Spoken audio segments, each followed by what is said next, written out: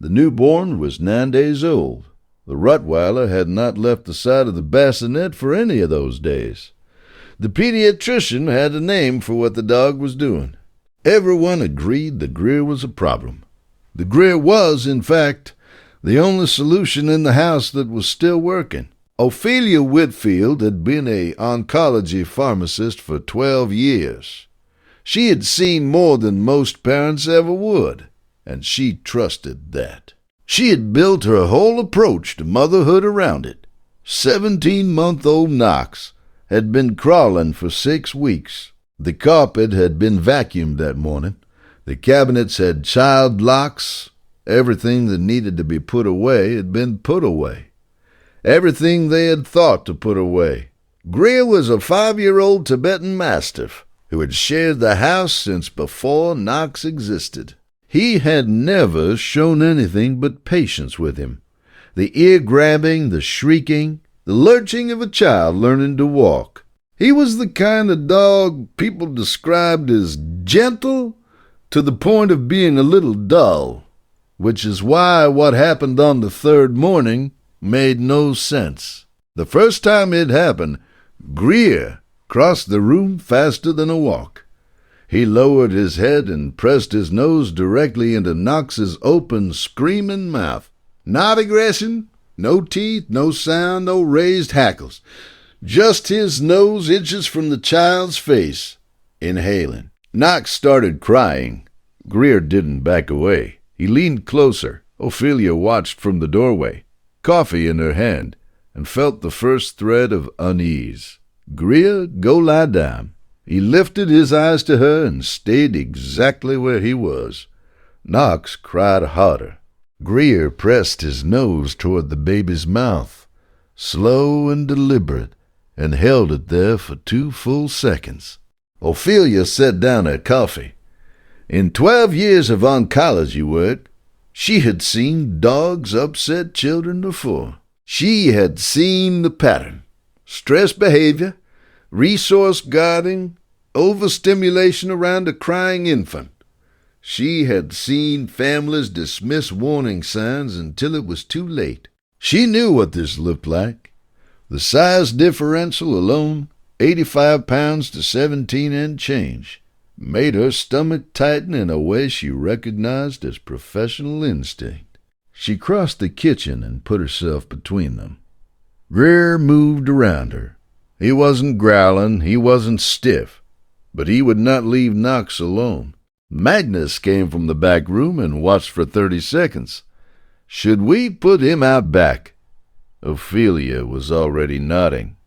Just for a few hours, until he's calmer. Her mother-in-law, who had come to help that week, said it from the hallway without being asked. You're right. You can't take that risk with a baby. They had all reached the same conclusion. That felt, at the time, like confirmation. The back door clicked shut. Knox stopped crying almost immediately, which felt like proof. Ophelia picked him up and held him, and felt the quiet of a problem solved. Knox fell asleep against her shoulder, and Ophelia put him down in the living room. She went to fold laundry in the next room, the monitor on the counter beside her. Greer was scratching at the back door within 10 minutes. Not barking, scratching, a continuous, focused, rhythmic scraping that didn't stop. If you've ever lived with a dog who seemed to know more than they should, subscribe. There are more stories coming. Magnus let him in. He went directly to the nursery threshold, positioned himself at the threshold, and would not move. Ophelia came to stand beside Magnus. She looked at Greer standing over the sleeping baby. She looked at how still he was, how focused. In 12 years she had learned one thing above all else about children in trouble. The silence that follows distress is not always peace. She went to Knox. The color in his face was wrong. Not dramatically, not the gray she knew to fear, but off. A faint pallor around the lips, hands slightly cool. Breathing even but shallow. Ophelia picked him up, and the limpness was too much, just slightly too much, and she was already reaching for her phone before she finished forming the thought. The button battery was the size of a dime, with a small bite mark on its rim. The pediatric ENT, Dr. Kieran Brentwood, told them they had less than 2 hours before tissue damage would have become irreversible. The endoscopic removal took 14 minutes. Button batteries cause electrochemical burns to the esophagus within an hour of ingestion, Dr. Brentwood said.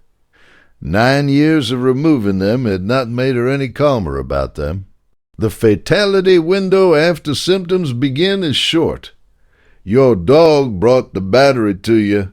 We have never had a case where the animal identified the ingestion before the symptoms. Your Greer did. If your dog has ever changed its behavior right before something happened, the comments are where these stories live. Share yours. The mother sat with that for a long time, the face pressed to Knox's mouth each morning. Not aggression, breath detection. The refusal to leave after every correction. Not defiance, an alarm that couldn't turn itself off. The scratch at the back door, not impatience. The sound of him trying to get back to his post. The vigil at the threshold, perfectly still over the sleeping child. Not dominance, medical surveillance. He had been reading what she couldn't see since the moment Knox woke up. He had been right for hours. He had been right for days.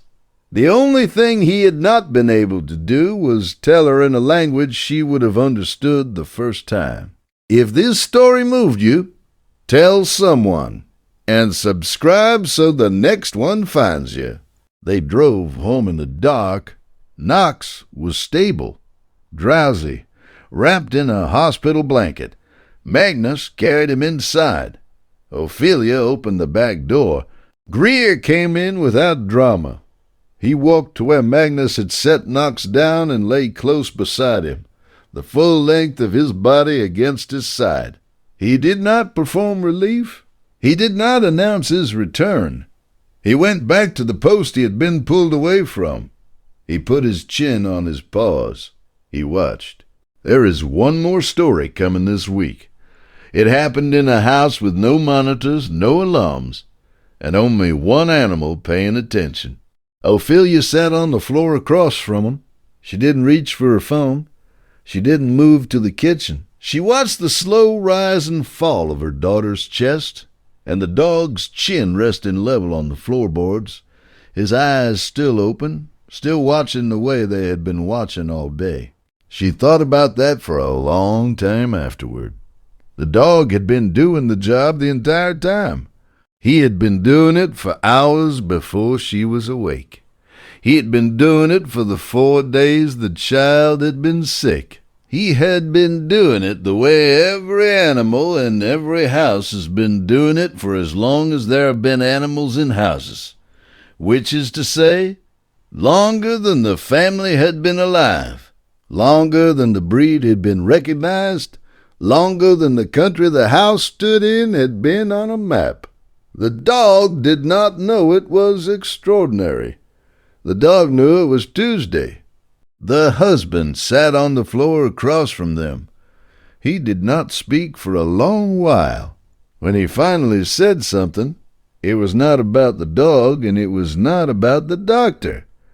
It was about himself. He said he was sorry. He said it once. He did not explain.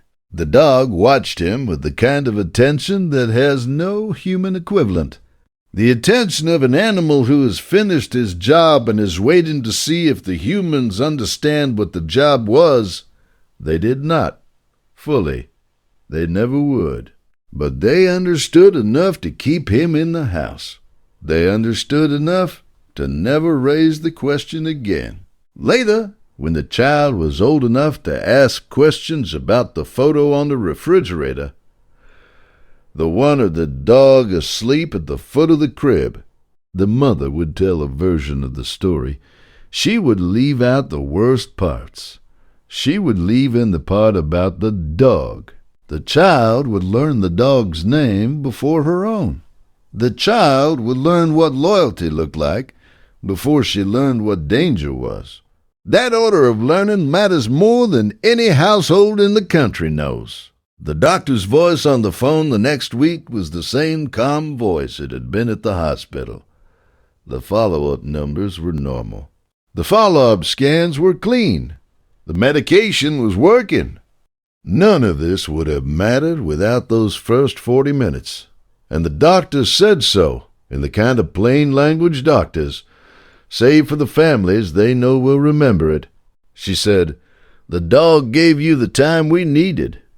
Time was the only thing we needed." The mother wrote that sentence down in her notebook and underlined it. The dog did not change after that. That was the part nobody expected. The family braced for a different animal, a more anxious one, a more attentive one, a hero version of the dog who would carry the story in his body. He did not. He went back to lying in the spot by the door he had always lain in. He went back to barking at the mail carrier the way he always had. He went back to leaving wet nose prints on the inside of the back window. He did not perform what he had done. He just kept doing it, which was the whole point. The fire marshal called 2 weeks later with a final report. The carbon monoxide reading had been at the level that produces unconsciousness within 90 minutes of sustained exposure. The repair on the furnace had cost less than $400. The family had a new detector installed the same day, hardwired, with a battery backup, with a smart home alert. They installed 3 of them. They did not feel safer. They felt, for the first time in their lives, that the only system in the house they fully trusted was the one with 4 legs and brown eyes and a slight limp from an old injury. On a Saturday in November, the grandmother came to visit. She watched the dog and the child for a long time before she said anything. When she finally spoke, it was the kind of sentence old women say once when they are sure. She said, "He has the eyes of a dog who has done his work." She did not explain. She did not need to. The mother nodded, and the dog, who was lying on the rug between them, exhaled the slow exhale of an animal whose job is being witnessed by a human who finally understands what the job is. On a Saturday in November, the grandmother came to visit. She watched the dog and the child for a long time before she said anything. When she finally spoke, it was the kind of sentence old women say once, when they are sure. She said, "He has the eyes of a dog who has done his work." She did not explain. She did not need to. The mother nodded, and the dog, who was lying on the rug between them, exhaled the slow exhale of an animal whose job is being witnessed by a human who finally understands what the job is. On a Saturday in November, the grandmother came to visit. She watched the dog and the child for a long time before she said anything. When she finally spoke, it was the kind of sentence old women say once, when they are sure. She said, "He has the eyes of a dog who has done his work." She did not explain. She did not need to. The mother nodded, and the dog, who was lying on the rug between them, exhaled the slow exhale of an animal whose job is being witnessed by a human who finally understands what the job is.